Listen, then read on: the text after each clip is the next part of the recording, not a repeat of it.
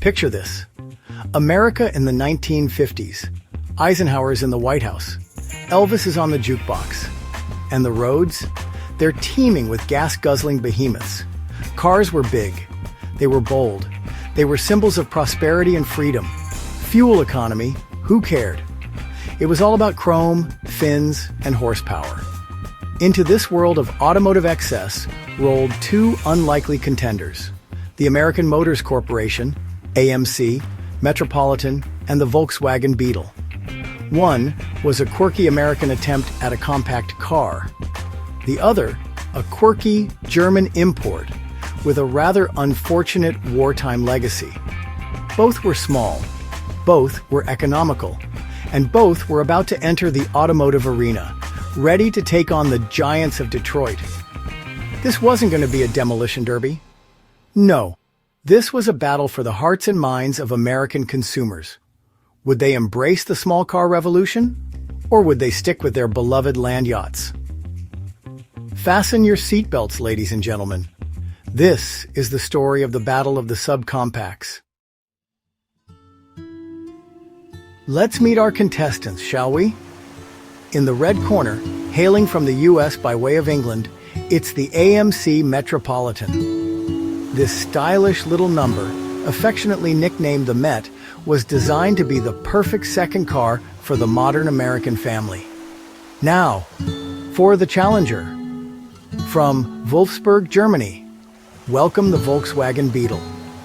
This unlikely hero of the Second World War had morphed into a symbol of peace, love, and surprisingly spacious interiors. On paper, these two cars were more alike than different.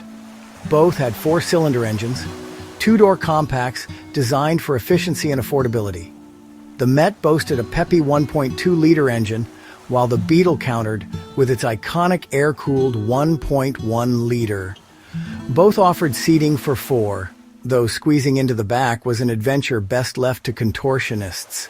But this battle wasn't just about specs. It was about perception, marketing, and ultimately, which car could capture the spirit of the times. The AMC Metropolitan and the Volkswagen Beetle emerged from vastly different worlds. The Met was a product of American optimism when Americans believed that bigger was always better. It was small and designed to be an attractive, affordable alternative to the larger cars dominating American roads. It was marketed as a second car, a runabout for errands and short trips. The Beetle, on the other hand, was born out of necessity. Designed in pre-war Germany as a people's car, it was small, fuel-efficient, and easy to maintain. After the war, the Beetle found unexpected success in a world ravaged by conflict and economic hardship. Its simplicity and affordability resonated with a generation seeking practicality and reliability. These different origins played a crucial role in shaping the destinies of the two cars. The Met, despite its innovative design, was always seen as a compromise, a smaller sibling to AMC's larger, more profitable models. The Beetle, on the other hand, was the company's flagship, its identity inextricably linked to this quirky yet endearing little car. This difference in strategic focus would have profound consequences for both companies. The battle for the hearts and minds of American consumers was fought not just on the open road, but also in the pages of magazines and on television screens across the nation. Volkswagen, with its now legendary Think Small campaign, took a bold and unconventional approach. They embraced the Beetle's quirks, its unconventional design, and its diminutive size, turning them into assets. AMC, unfortunately, missed the mark. Their marketing for the Metropolitan was, to put it mildly, uninspired. The Met was presented as a practical, economical choice, but it lacked the Beetle's charm and personality. While Volkswagen was busy convincing Americans that small was beautiful, AMC seemed content to simply offer a smaller version of the same old thing. This difference in marketing strategy was a key factor in the Beetle's success. Volkswagen understood that they weren't just selling a car, They were selling an idea, a lifestyle. The Beetle became synonymous with youthful rebellion, counterculture, and a rejection of the status quo. Section 5. The Big Squeeze, AMC shifts gears, leaving the Metro in the dust. As the 1950s gave way to the turbulent 1960s, the American automotive landscape began to shift. The Big Three, Ford, General Motors, and Chrysler, were feeling the heat from smaller, more fuel-efficient imports, particularly the Volkswagen Beetle. AMC, facing mounting financial pressures, made a fateful decision. They would focus their resources on competing directly with the Big Three, investing in larger, more powerful cars, and ignore the Volkswagen Beetle. The Metropolitan, once seen as a potential savior for AMC, was relegated to the sidelines.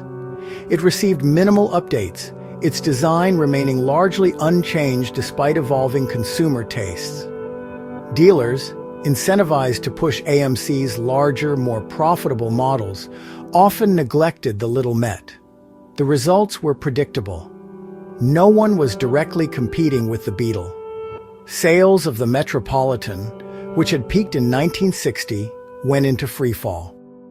By early 1961, the once promising little car was on life support, discontinued in 1962. The Beetle, meanwhile, went from strength to strength, becoming a global phenomenon and an enduring symbol of the 1960s counterculture.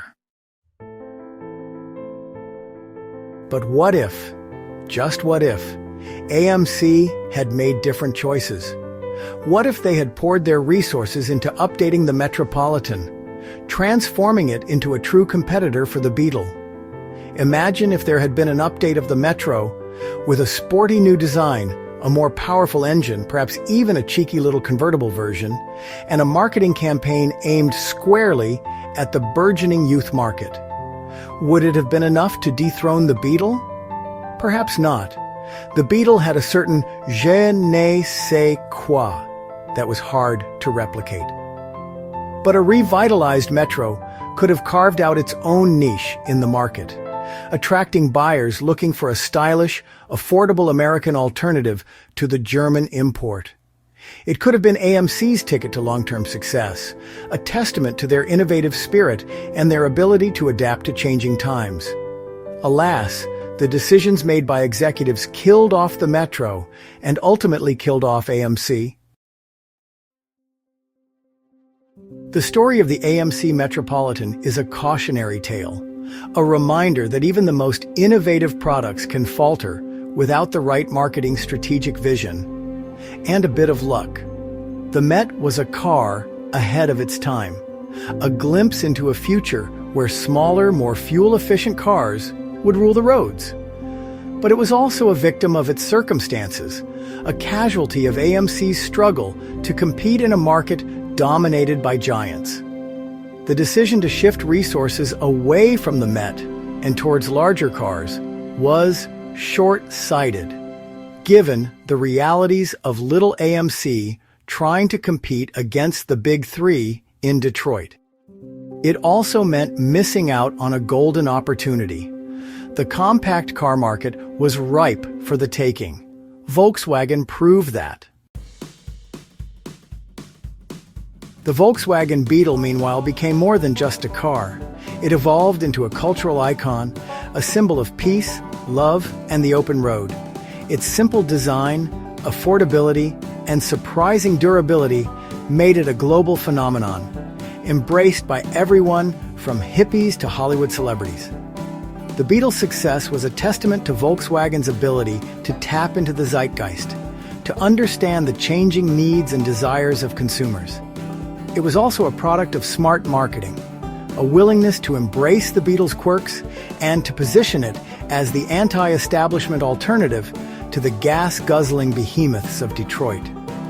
The Beetle's legacy extends far beyond its impressive sales figures of over 22 million made. It became a cultural touchstone, a symbol of a generation that dared to be different. It proved that small could be beautiful. that practicality didn't have to come at the expense of style, and that even the most unconventional of cars could capture the hearts and minds of millions. The battle of the subcompacts may have ended decades ago, but the lessons learned from this clash of automotive titans remain relevant today. First, innovation without marketing is like a tree falling in the forest with no one around to hear it. You can have the best product in the world, but if no one knows about it, it's doomed to fail. Second, timing is everything. The Metropolitan was a car ahead of its time. Had it been launched a decade later, during the fuel crisis of the 1970s, it might have been a runaway success. And finally, never underestimate the power of a good story. The Volkswagen Beetle wasn't just a car. It was a symbol of hope, freedom, and a rejection of the status quo. The AMC Metropolitan lost the battle, but its story serves as a reminder that in the face of seemingly insurmountable odds, without innovation, determination, and a bit of marketing magic, you lose the battle and maybe the whole war. Thanks for watching. Hit that like button and subscribe for more.